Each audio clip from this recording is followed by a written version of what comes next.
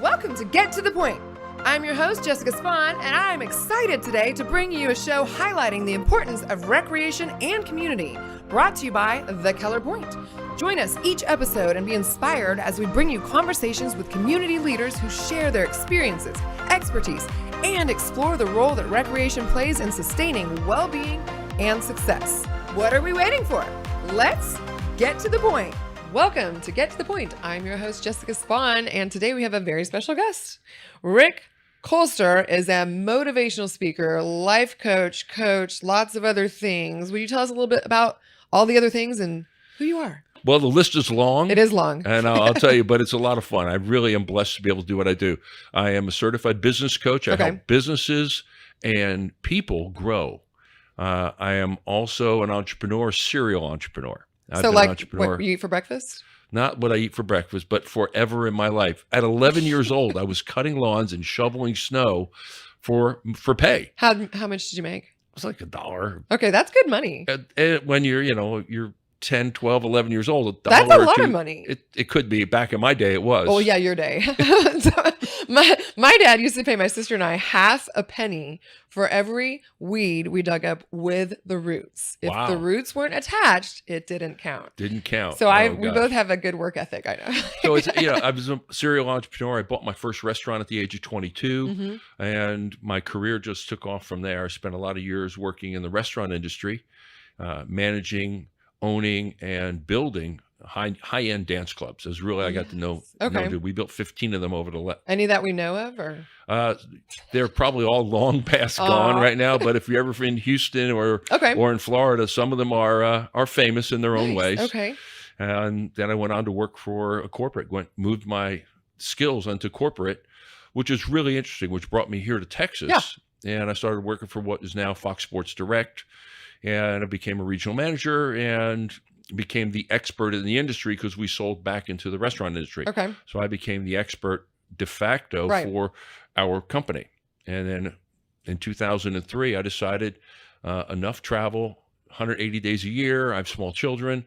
I said, you know what? I'm going to start my own business. And you did. And I did. And I started what I thought was going to be a training company, training salespeople, training leaders. But I ended up being an executive coach and working one-on-one with individuals to help them meet their goals. Which is pretty awesome. I mean, that's how I met you, was through a chamber event many years, almost a decade ago. Probably close to 10 years ago, yeah. And I was really, and so I want to mention this because I do want to segue into getting a little unstuck in life. Post-pandemic, everybody's trying to come out of absolutely, the funk that you kind of get in and the bad habits that you're in, maybe, or like the Netflix. Like, I know I need to cut out some of the half hour here, half hour there, get some more of the activity back in my life. But when I met you, I was kind of stuck as well. I had a business at the time, and I just remember what was so life altering for me was two parts. One was the mission statement, where you had me, and I think I still was very broad about it, but you made me hone down on some things, and then the values, like your personal core values, to where fun is really important to me. And it was just like a light bulb moment. I was like, you can have fun? Like, that never occurred to me, but that was in me. Well, that's part of, as individuals, what we need to do is define what our core values are. And the core values really are all about defining what you will and will not do. Yeah. What is your personal line in the sand? Where you will go, where you won't go, how you'll measure your behavior every single day based on your values. And once you have those, then behaviorally, you can really decide what you're going to do. No, that goes against my core values. Yeah. I can't do that. It allows you to say no sometimes. Yeah. And no is a complete sentence, by the way, for many of those that are listening. You can say no, even though all of us want to say yes. I know. I'm trying to learn that. But that's really part of it. And then understanding why you were put here. We were all put here for a reason. God put us on this earth for a reason. Yeah. The really cool part and exciting part is when you find that reason out, then your values drive your behavior to live to that particular purpose or that mission. And that's where your working with you was such a joy to work with, because you got it right away. And you understood, here's the things that are important to me that I'll draw a line in the sand. And here's who I am as a person and what I've been put here to do. And you do it to this day still. I know, right? I was going to say, because of you, I am me, to a degree. There's people that have affected you and like that working with you. And I guess we'll call me a leader. Um, working with this person. But seriously, it really helped shape who I am. And it was amazing. And coming out of the pandemic, I did want to discuss more too about, like we're talking about your mission and purpose and kind of your why and why that's important to really kind of come from that place out. See, many of us, many people coming out of the pandemic and even before the pandemic, one of the things that I found working with folks is when you don't have a reason for doing it, you get up and you just do it. Burnout. People just go, I just show up and go to work. And they show up because they're supposed to have a job. They got to have a job. They got to go to work. And they go to a place where they don't want to be, where they're not happy, and they're not enjoying it because it's not something they want to do. They're doing it only because it serves a purpose of paying the bills. Yeah. And it checks that particular box. When you find what you want to do, and I was very blessed back in 2003, knowing I wanted to help people. Yeah. My passion is helping people be the best they can be. So I got to do this every single day. So I wake up every day. I go, dang, it's going to be a great day. Exactly. I get to do something exciting for someone else. Yeah. And give back, give back, give back. And that drives my passion every single day. And when you find that, when an individual finds that, and you can define that, then all the things that you do are driven towards living to that purpose or that mission. Yeah. I like the idea of kind of what you just said, the finding and defining.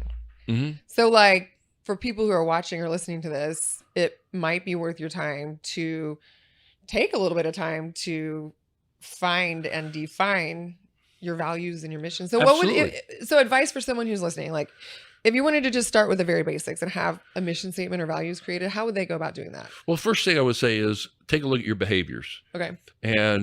Or belief systems are even better because your beliefs drive your behaviors. So what are the beliefs that you're holding on to? Some of them can be negative because, the world thinks more negatively than they do positively. Right. Bottom line, 95% of what we hear every single day is negative. Yeah. You turn on the news, you talk to people, they're going to talk about, wow, that car is broken, or that house isn't painted right, or that person isn't doing right. Find something that's negative. How about we find what they're doing right? It's a mindset issue though. So it's mindset. Yeah. And that's where we really begin is what's your mindset? What's your belief systems that you have? And how are they working for you? Yeah. In my best Dr. How are they Phil serving you? Absolutely. Yeah. In my best Dr. Phil voice. So how's that working for you? And figure out, is it working for you? Is it driving you towards where you want to be? Or is it maybe holding you back? Yeah. And if it's holding you back, find out what's the new behavior and belief that you have to instill into yourself. And once you find that new belief system, use all the tools that are available to you. Affirmations. I love it. Repeat them over and over. I love that you just said that too, because I was actually going to bring that up. Yeah. When we worked together. You had me do affirmations. And I remember I had a really hard time with it because I said, like, what if, like, I don't believe him though? Like, you know what I mean? Like I didn't feel them. Like I wrote what I wanted to have as affirmations, but I didn't feel it. And you had some good advice for me. Well, the advice, really what it is an affirmation has to be something you want to become. Right. It's not something you make up, say, I am, I'm an astronaut. No, I'm not. I know I'm not an astronaut, but I know that I'm a good father. Right. I am a good father. And you always want to put it in the first person. Yeah. You want to put it in the present. Yeah. But state it in the present of something in the future that you want to become. So it's saying that I am this, even if you're not, you will move closer and closer to that. Mindset really says you set your mind to what you want to get and you tell yourself that over and over, it will become, you'll move closer to it. Yeah. Because what happens is the mind doesn't know what's real and what's not real. Right. Now, a great example. We're driving down and we're here in beautiful Keller, and we are driving down 114. Yeah. And all of a sudden, if you're driving in, it's dusk, and all of a sudden you see blue and red lights flashing behind you. What immediately comes to mind? You're getting arrested. Uh-oh. I'm just kidding. Well, I'm getting a ticket. It's going too fast. Even if you weren't. Yeah, your you stomach do. goes. Your heart rate goes up. Heart rate, adrenaline, all these things happen. And then they go around you and it wasn't even you. And then they go around you. And you go, But physiologically, you were telling yourself that this is happening. Yeah. So you were already responding to it. We do the same thing with affirmations. You tell yourself you are something, so you begin to believe it, you begin to act like it. Yeah. and you begin to see and become that person that you want to become. Absolutely. That was, yeah. So one of mine was confident and believing good outcomes. And at that time, I didn't believe, I like was struggling with outcomes. I wasn't really feeling, I guess I wasn't feeling confident. I'm usually pretty confident, but like, I just really, the idea that has impressed into my heart about the good outcomes is my book. I put anything is possible. And like, so it's like a mindset of possibility and like really fighting against those negative thoughts. But yeah, it was an interesting time trying to like get the affirmations to where they're more in the foreground and the negativity kind of falling back. That's right. Because that becomes your new belief system. Yeah. You know, affirmations, people laugh about them because we watch Saturday Night Live. We saw Stuart Smalley. For those that are old enough to remember and have seen that, you know, we made fun of it. But the beauty of it, the reason they made fun of it, because it was used and it's real and it works. It does work. Absolutely work, because you tell your mind what you believe, it will believe that, right. and it will begin to make you behave in that manner. And that's where mindsets comes in. And we've come out of the pandemic. You talk about the pandemic. We've come out of it, and everybody's been like, oh, we've been resignation, beat down. We've been hurt. So now, how do you come out of this? Well, it's all in your mind. Yeah. I do a lot of studies, and I've been doing a lot of studies on top performers. Okay. Working with top performers, whether they're athletes, whether they're military, whatever it is. And what I've found over and over again is the athletes, once they set their mind to it, or even top performers, and I've interviewed Navy SEALs, Tier 1 guys, Green Berets, all these type of athletes, professional athletes, it wasn't the physical piece of it. Right, mental. It was the mental piece of it. Yeah. They put their mind to it. I interviewed a young man. He's a Green Beret. He's still active duty, so I can't mention his name. But he said to me, he said, when I was going through some of the toughest things, land nav, they were going through all of their training in the middle of the night, wet, rainy, cold. He says, I always told myself, I'm going to get my Ranger tab, or I'm going out of cast. So it's a tab or cast is what he told himself. Either I'm going to go out of here with a cast on my arm or my leg, or break something, but I'm not going to quit. Right. And it was a mindset that he chose to embrace there that got him through, and then got him into the next stage. He was a Ranger, and now he's a Green Beret. So he's now one of the elite military personnel in our country right now. So he now used his mindset to say, I'm either going to do this or this. He says, I get the tab, or I'm going out in a cast, but I'm not going to quit. Yeah. It'll be a physical or some kind of medical disability that I can't perform. And that was what it really is, because our bodies can do more than we think we can, as long as we set our minds to it. It's our mind that quits first, not our body. Yeah. So then on that note, though, like what advice do you have? So we talked about creating a mission statement to kind of just get a little bit of direction coming out and getting active again. What advice do you have for people when they're trying to, I mean, the top athletes and whatnot, I assume like, oh, well, they were born a certain way, but you know, they had to work to have that mindset too. But like, so beginning for people who've never heard about this before, which most people have, like, how do they start though? Like, how do you start changing that? Some cool exercises, exercises you can do. And I tell folks to say, close your eyes, look where you are today. Okay. Say you're 40 years old. You're 40 years old. And once you go 10 years, you'll be 50 years old. Okay. And close your eyes. Where do you see yourself in 50 years old? What do you look like? What do you feel like? What's your relationships like? And most people go, oh, they're pretty good. And this is where, all right. And then you're 60 years old. Keep your eyes closed. Then you're 70 years old. How are you progressing? And what are you saying to yourself? And sometimes people get into a really bad place. They see themselves at 70 years old. They're physically unfit, mentally unfit, and they go, I don't have anybody with me. Blah, blah. They go there because that's where people go. Yeah. And I said, okay, stop. Come back. Look where you are today. Right. You're here now. Make the choices. Either you're going to make that happen if that's what you want to have happen, or that's your vision. Yeah. Or you can change your path right now. Yeah. And you can write a new path. And a new pathway to get to where you want to be. I love that.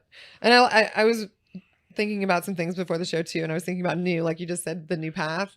Like I literally wrote down new year, new month, new week, new day. And like, you know, people can at this very second or watching the show, you know, they can stop, pause it. They can close their eyes. They can envision their future. They can adjust right now. I mean, it sounds a lot more simple than it is. I feel like tough choices, if you realize you're going to be overweight and unhealthy, you have to start cutting back now. And if that's where you are, and if that's where you are, do you see yourself that in 20, 30 years? And how do you change that? And you go, wait a minute, I'm back here and I'm not there yet. Right. So I can change my steps now. Yeah. How do they go about changing it though? I mean, I feel like that's probably, I know it's a mindset, but it feels like, I don't know, people, how would they just start changing one thought at a time or It's the old adage, how do you eat an elephant? Oh. One bite at a time. You take that first step. Okay. And the first step might be go for a walk. Yeah. COVID was really interesting because everything shut down. We remember everything shut down. The world was, closed. Yeah. And I had just come off knee surgery. This is 4 years ago. I had knee surgery, my fourth knee surgery. And I stay physically fit. Yeah. It's one of the things that is super important. Mind, body, and spirit for me. Mm-hmm. So my wife and I hadn't been doing much in the way of cardiovascular work, walking, working out, running. And I used to be a competitive triathlete. Back in my 20s, I was a competitive triathlete ranking in the top 10% in the world. Right. And so getting away from that kind of took me off a path. Yeah. So we decided to start walking. And I'll tell you what, we would walk from our house in Keller to the Keller Point and turn around and walk back. And it's 4.2 miles. Nice. So we did that. We put 1,300 miles in 2020. Wow. Every day we got out and we walked. It did a lot of things for us. Number one, physically, I got out, lost a couple pounds. Yeah. Definitely got in better shape. Mood probably was better. My moods were better. So spiritually, I was there. Sometimes I did it alone, so I could talk to God. I could work on my spirituality. But a lot of times, it helped me work on my relationship with my wife because we got to spend an hour or so every day walking, being active together, sharing. Yeah, and we would just, hey, so what's going on? Catching up on life because we are so caught up in what we do every single day. We don't take time to spend times with our spouses. We're sitting there on the phones and our significant others. Yeah, you literally sit on the couch and scroll on your phone next to your significant other. I try to not have my phone even at the table for Well, by the way, that's not quality time. Agreed. It's not quality time, and it doesn't fill that place that inside you that needs that. So all these things, you have to take that first step. And was that first walk hard? Yeah, I haven't walked in years, and my knees hurt. Now I'm walking at a very, very good pace. I'm right where I want to be physically. And this is 3 years later. We've got, 3,000 plus miles in all the time for over the last 3 years plus. Yeah. That's and so awesome. Constant, I'm in great shape, and I just had almost a banner birthday, and it was 64. Woo! So hey, and you're alive still. I know. And you think about that, you look at your parents, you say, where were your parents? Where were your grandparents at the same age? Nowhere near us. Yes. I'm going to be the cool grandpa. That's what I want to say. I'm going to be the cool cat grandma. There you go. You can be the cool aunt. There you go. All of that. Well, okay. So we're talking about movement right now, which I love. So how do people get the momentum going though? Like you mentioned that first walk is difficult, and it is. Every time you come back from something, you have to start over or whatever. It's really challenging the first few times. Mentally, it's like just making yourself do it. It's hard. But like, how do you get the momentum that you said you have? Well, first you have to have the motivation, have a reason behind it. Right. Know your why. Have your mission statement. Okay. Why? Hey, I want to be in better shape. Yeah. Hey, I want to learn something new. And like new. you said, serve people. And like you have to be in a certain physical and mental and spiritual place to be able to serve people. Yeah. To have all those things that knowing what you want to do, why you want to do it. Yeah. Your reason behind doing it. Yeah. That's that purpose. And then your motivation will get you started. Yeah. Discipline keeps you going. You have to say to yourself, I'm going to block this time every day to do this. So whether it's 6 o'clock in the morning to walk or 5 o'clock in the evening to walk, or I'm going to go to the point and go work out. We have an indoor track. They have an indoor track. They've got a great workout facility. They've got a pool. All those things that people want to do from a physical fitness, but also physical fitness lends itself to mental fitness. 100% agreed. Yeah. If you're not physically fit, you can't be mentally fit. And it goes both ways too, though. I've noticed. So that motivation, whatever it is that motivates you to get you going, then it's the discipline that keeps you going. So you have to say, I'm going to do this every day. I'm going to make a commitment to myself. Make a commitment to yourself. Look yourself in the mirror because you're the person that has to do it.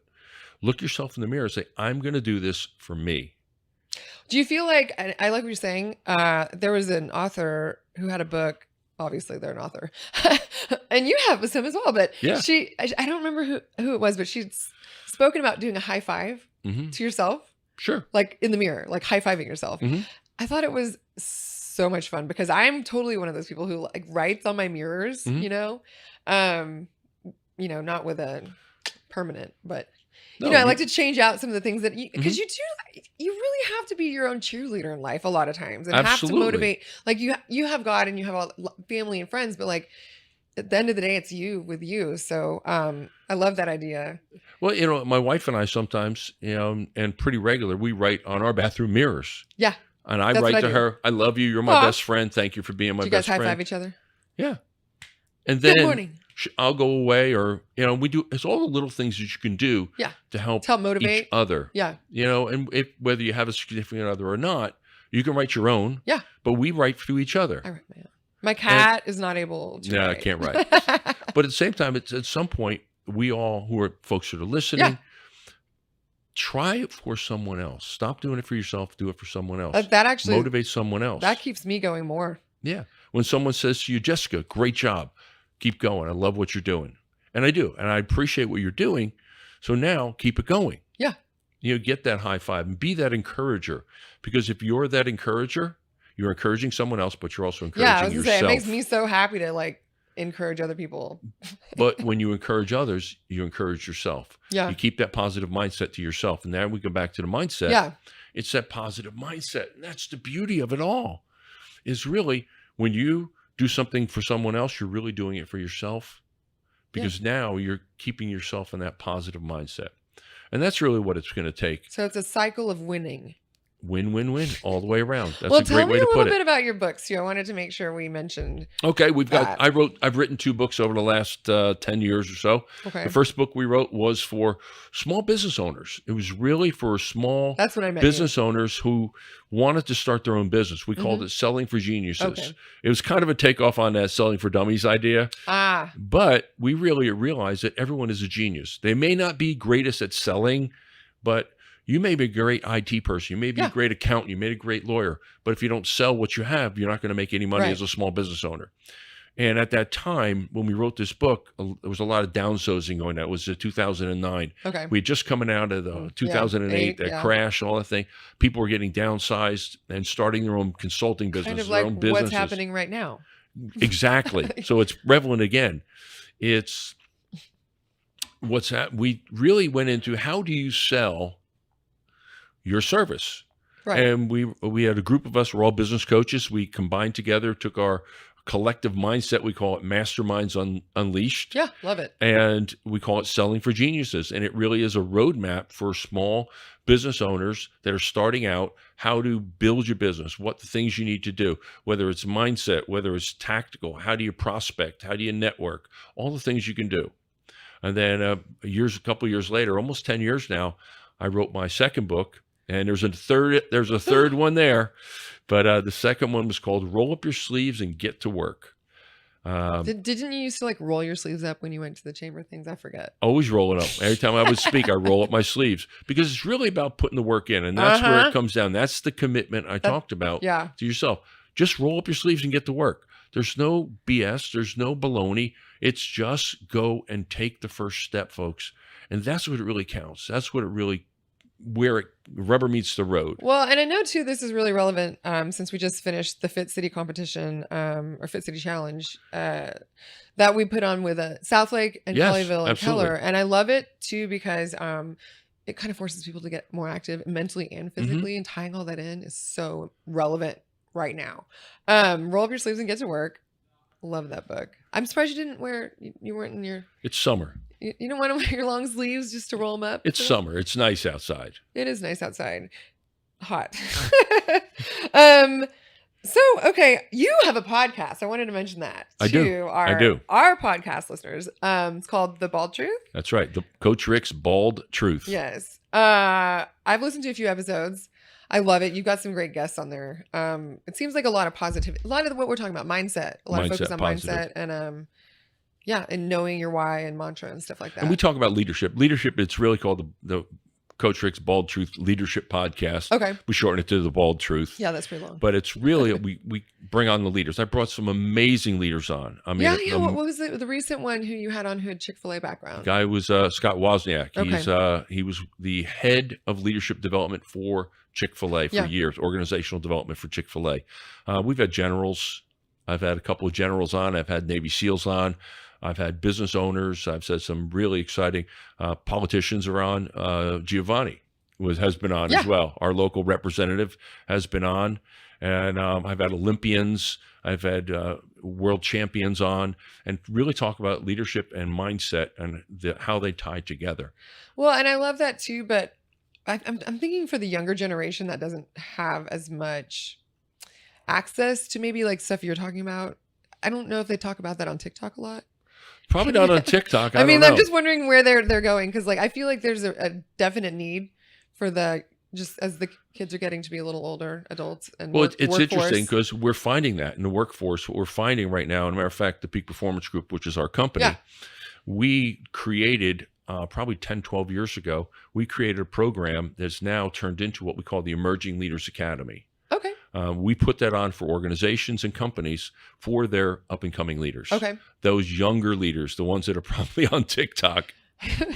I'm not, but the ones that are probably on TikTok, those 25 to 40s, those millennials and the new Gen Zs that are coming up. Yeah. We talk about what are those core leadership skills that they have to have in order to be successful in business. And we take them through a multi-year program and take them through that developmental. Yeah. Because you do have to develop them. And the skill sets are there in the raw, and then you have to actually put the work in. Well, leadership skills are learned. Bottom line, it's something that is learned. Skill sets can be learned. People say he or she was a born leader. I'll challenge that all day long. They put the work in. They wake up and they put the work in, and they become focused on leading. Our whole focus is on what we call servant leadership. So for companies that want to grow those young leaders, we have a program that has been proven. As a matter of fact, some of the results are amazing. 62% of all of our participants get promoted within the first year. Wow. 100% of the folks that graduate the multi-year program, that's put the time in for the multi-years, 100% of them have been promoted and are now in bigger and better positions or new companies running the companies. Right. I had one participant. He went from basically a trucking supervisor, a truck driver supervisor. So now he runs 3 plants. Nice. Yeah, over 3 years. So you'd say there's value in what you do. I believe there is, and I say it's you get out what you put in. Yeah, I think that's the hard part. What I'm noticing, though, mindset aside, doing work is hard. I think. Well, and that's I where feel like sometimes we need to just have someone keep us accountable. Having a coach is really. We're having that's a what coach coaches are really for. is there, because that coach is there to pat you along, to say, "Hey, come on, a little harder. I know you can do better. I know you can do this." That. Yeah. And that's where we come in as coaches and facilitators and trainers. We come in to help our participants take that next step, even when they don't want to. Yeah. It's that drill instructor in the military, if you're familiar with the military, those drill instructors that make you do the little extra you didn't think you could ever do. It's that coach. Well, if you have an athletic coach, just making you run that little bit faster. But you hate them for it, but you're grateful. But you're grateful at the end. Yeah. Or it's that mentor that you have, that mentor that gives you that little edge, that believes in you.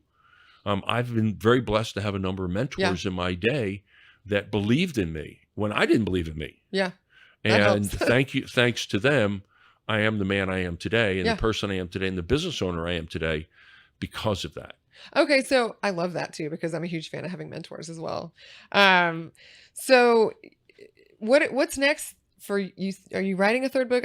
Was that what you were saying? I mentioned the third book. There's been one. It's kind of been percolating back there. You need a ghostwriter, right? With COVID, and I need all the help I can get sometimes, because this has been percolating for years. I really want to do something. So what's holding you back?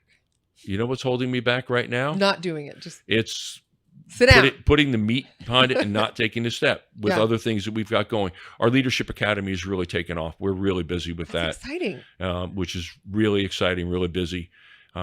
We've expanded the company, and the book is almost there. It'll get there. I've got a second children's book that's going to get there eventually as well. And it's all about mind, body, and spirit. It's the bald truth about mind, body, and spirit, how they tie together. I love it. And I think that's what's going to be a real kick it in the pants book. So if people want to find you or follow or see your podcast, what are the best places for them to go to? I know you have websites. I've got a website. It's called CoachRickKolster.com. Okay. You can go to the baldtruthpodcast.com. Okay. You listen or watch the podcast. It's both video and audio. Yeah, I listen to Spotify. It's on Spotify. It's on every major platform up there. We've got video up on YouTube. Okay. So it's Coach Rick's Bald Truth podcast. I feel like I must see it now because you. Yeah, it's going to be up there. And then if they want to follow me on Facebook or Instagram, it's Coach Rick Kolster, the whole thing. And I have noticed too on your socials, you just post a lot of what would you call it? I don't want to call it platitudes. Like a lot of motivational. Every day comes out. We call it the Bald Truth. Yeah. Thought of the day. Okay. Every Monday through Friday, we do the Bald Truth positive thought of the day. And Monday motivation, Tuesday twofers. We have some fun with it. Okay. And it's a graphic and it's Do you have a favorite? Do I have a favorite? You do? What is it? Just be nice. Oh my God, so simple. Yes. People should put that on bumper stickers. Just be nice. And then be nice while they're driving. Be nice, period. I know, but especially when they're driving. I feel like people forget there's people in the cars. It's like car versus car versus car. I'm like, calm down, everybody. It's going to be okay. I know. We'll get where we're going. And I'm a fast driver, so I'm not going to say, but I'm not an aggressive driver. There's a big difference. So, my wife and I were just talking about that the other day. There is a difference. There's I'm an efficient driver, but I'm not a bad one. I'm not a mean one. I'm not a bully. Don't beep at people if you're behind them and they're stopped at the light and they didn't go after 1.2 seconds. But what if it's already yellow again? Are you allowed to nudge it? It's yellow. I'm saying if they waited the whole green light and then it turns yellow, are you allowed to honk then? Yeah, of course. Just a little tap though. Yeah, just enough so they make the light and you get stuck at it. That's all right. See, where are you going now, Jessica? Going to that negative. Super. Oh, right. What? Oh, okay. So what I'm hearing you say is that I'll also make it through that light and everyone else behind me will be stuck. There you go. Well, they won't be stuck. They'll just have an opportunity to sit in their car for longer. Next light, to get the next light, which may be the reason they're supposed to be there. It's all about mindset. That's right. And this is practical ways that you can put this into play. Apparently, we're role playing how you guys can actually do this in your day-to-day life. Well, I'm so excited. Thank you so much for being on this show today. Absolutely. It's been a blast. You have your wife. You have pets. I forget. You have kids. You mentioned kids. We've had a lot of dogs. We have a little dog, Harley. No cats? No cats. We have dogs. We have chihuahuas, little chihuahuas, big man, little dogs. Okay. And just empty nesters, grandbabies and kids and all that. Everybody's local. Love it. So we're really blessed. So then I expect to see you guys at the pool. Absolutely. The point is it's right there down the street from our house. Like I said, we can walk. It's 2-point-something miles from our house. So we can walk to it. I love it. I love it. And it's been a wonderful facility. The point is absolutely, I've been using the point. I've spoken at the point. We've done events at the point over the years. There's just been really a wonderful, wonderful facility. And the city of Keller has absolutely outdone itself. I know, especially by letting me have this podcast. Yeah. I lost my thought because I was trying to be funny, man. You did it. Don't try to be funny. I had a really valid something I was going to put out there. I guess it doesn't matter. But yeah, no, City of Keller is amazing. And I'm really grateful. And the Keller Point is such a great facility. That's where I was going to say 20 years next year. Is it 20 years already? June. Yeah, I think it's June. I'll double check because we're going to, of course, have a huge event. So I'll have to see about who all wants to come. And when we had the grand reopening of the pool beginning of the year, and Maximus Williamson, and he's a swimmer, local, he had broken a record Phelps had set back when he was 16. He's qualified for, I think, a couple of different Olympic. Very cool. What would you call it? I swam and I can't think what it's called, but he came out and it was really fun. So I'm hoping to have that mega have just if I know you, Jessica, I know you're going to make it the biggest event Keller's ever had. That is my goal. There you go. epic. I believe in We're you. doing epic. I believe in me too. I believe in me because you believe in me. I'm just kidding. Awesome. Well, thanks for being on. You're gonna have to come to the event, and I'm gonna, of course, Absolutely. update everybody once we get closer. But Hey, I was at the Fit City Challenge. I did it. I was out there. I got my miles in. Yeah. All the time. I love it. Well, that's going to come around next year too. So we got We're a ready for lot that. of fun to look forward to. Yeah, we do. Okay. Cool. Well, I'm going to do this little thing and I'll let you close it all the way out. So, what are you waiting for? Get to the point. That's the bald truth. Yeah.